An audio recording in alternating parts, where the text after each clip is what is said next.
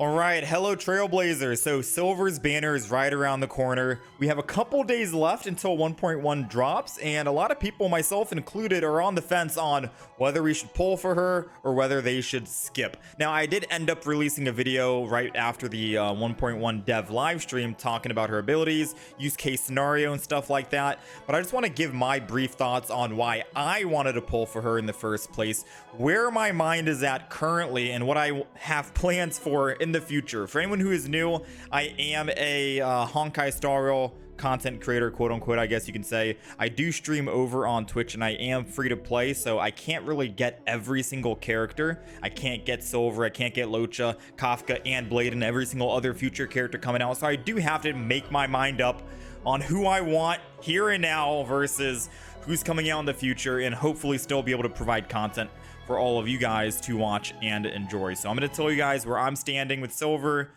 if I'm going to be skipping or saving, and hopefully this will clear up other people's minds as well if you guys are also on the fence, much like myself. Alright, so first and foremost, I want to give a big disclaimer on whatever decision I end up going with for Silver. Please don't let that dictate your own decision on rolling for her or not. At the end of the day, I only want to provide information so you guys can make more educated and more confident choices on your own.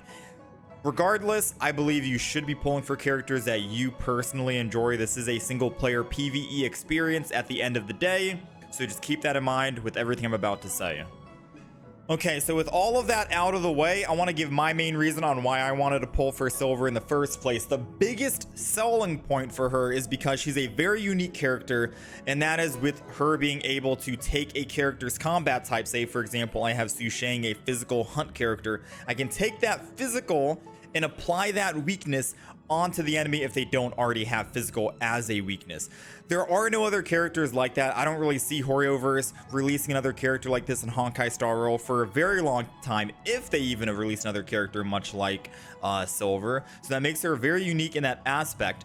It essentially means you don't have to really build up other characters. So for example, I'm in Memory of Chaos, right? I am struggling on Memory of Chaos because I don't have an ice DPS, Yan Qing. I could theoretically bring Silver into my party, apply physical weakness onto the enemy, and I'll have no problem breaking their shields and swimming right on through. Now, with all of this being said, and as great as that is, there are two sides to this, right? Some people look at it as, okay, it's really good early on because you can technically not have to worry about spending all of your resources building all these different hunt characters and other damage dealers, and you can just use Silver and apply that weakness to the enemy. Easy, right? The other side is, okay, well, the longer the game goes on, the more characters are going to come out, more hunt characters of different types. You will eventually be building your units and getting new units, and that'll help combat the actual Memory of Chaos against enemies who are weak to said element. So depending on how you're looking at it, it's like the whole, is the glass half empty? Is it half full? Depending on what perspective you're looking at Silver, she could either gain value later on or lose value. It just all depends on you. So for example, even though more characters will come out with Silver, you could still run more team comps with her. It'll be easier to run her in multiple different team comps rather than like pulling a full quantum team comp.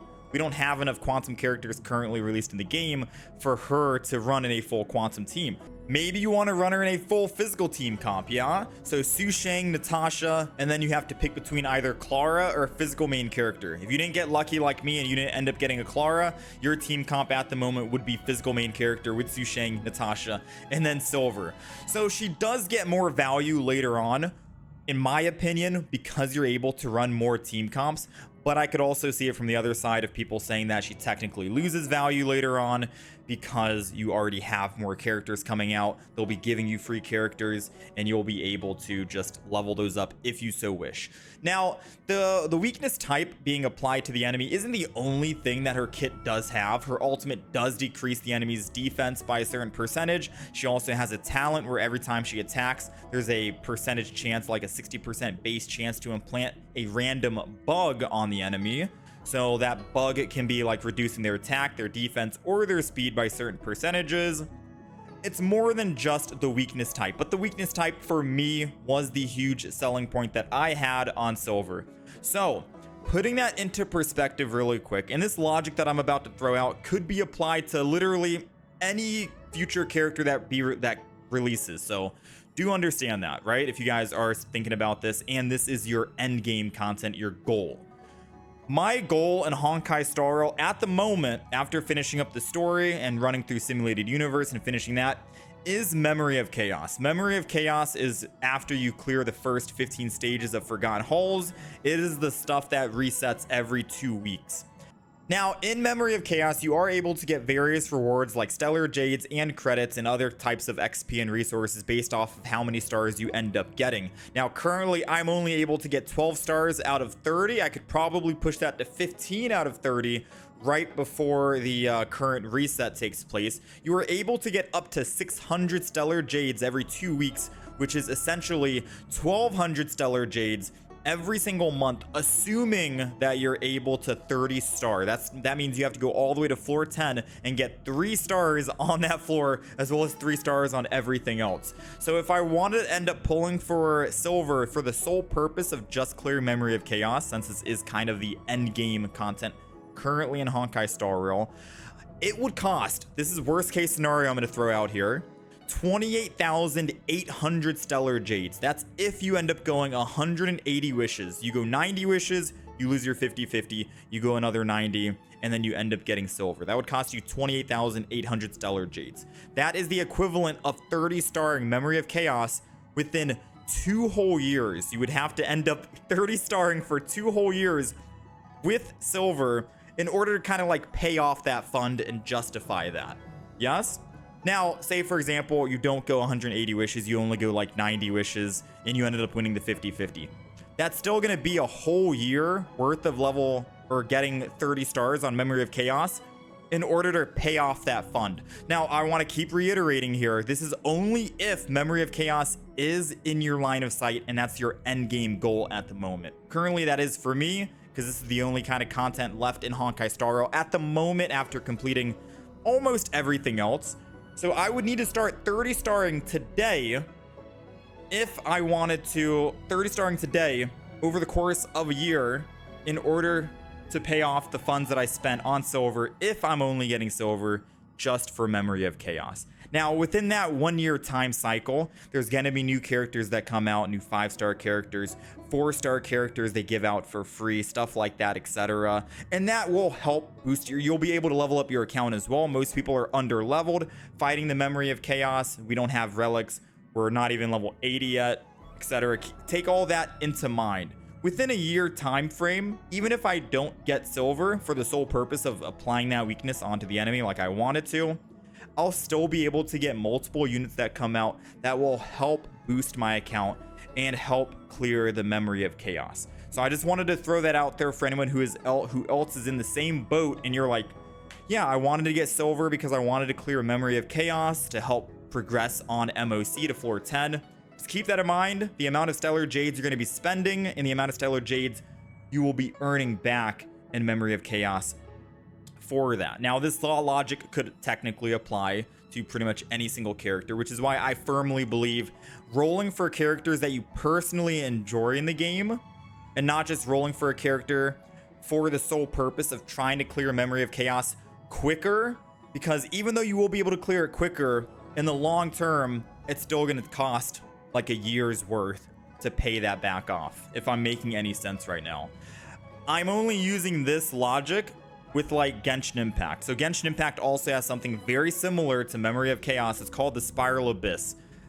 Floors 9 through 12 end up resetting, and they have like level 100 enemies. You end up getting their premium currency called Primo Gems that you can use on wishing for limited character banners and weapon banners and all that type of stuff.